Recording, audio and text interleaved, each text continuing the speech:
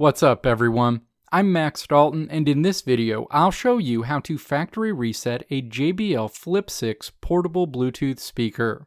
Maybe you're having minor issues with your JBL Flip 6, or maybe you let a bunch of other people connect to your device and you want to kick them off and make sure they can no longer connect to your portable Bluetooth speaker.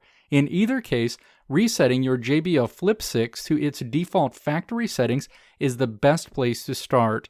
Restoring your JBL Flip 6 Bluetooth speaker to its default settings unpairs the speaker from all devices it's connected to and returns it to the same state it was when you took it out of the box. This will even return your JBL Flip 6 back to normal mode if you tried to experiment with low frequency mode.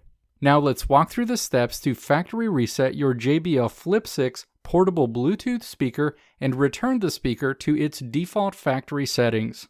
Step 1. Turn on your JBL Flip 6. You can make sure the device is powered on by looking at the power button on the back and making sure the LED light under it is bright.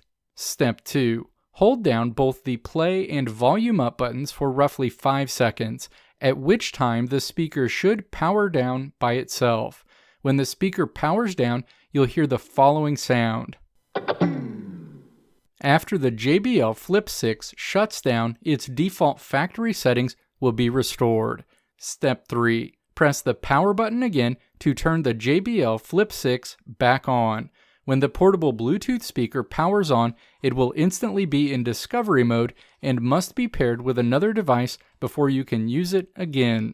Let me know if this video helped you out in the comments below. If you liked what you saw here, click the video links on the right side of the screen to check out another video, or click the logo on the left side of the screen to check out my tutorial website at www.maxdalton.how.